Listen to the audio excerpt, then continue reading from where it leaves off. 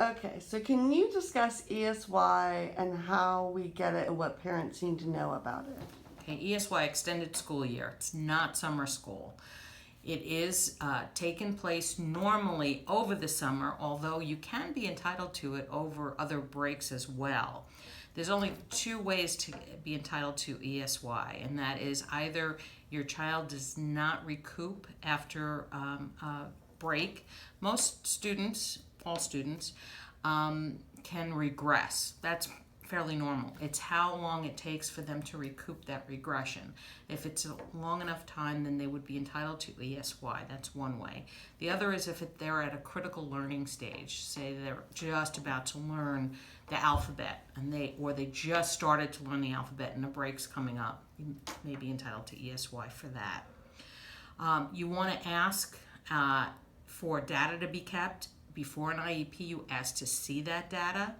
It's specific ESY data. In other words, there should be a record of what the child could do the day before a break, what the child did when they came back from the break, how it compared. If there was regression, then there should be data showing how long it took for that student to recoup that information. And that is how you base regression for ESY. So, is it possible that a school wouldn't document that information so you wouldn't have it to argue for ESY? Yes, and I will tell you that you should be having your meetings for ESY at least 45 days before the end of the school year. If you're not, that is a violation of IDEA. And based on that alone, you can say, if you didn't have this meeting with me in enough time, I am entitled to ESY because you didn't give me the opportunity to check that.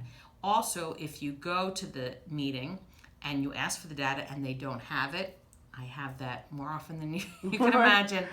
I use that as a basis to say, since you don't have the data, you have to give us ESY. Because they don't have the data to prove that the child is not eligible. Excellent.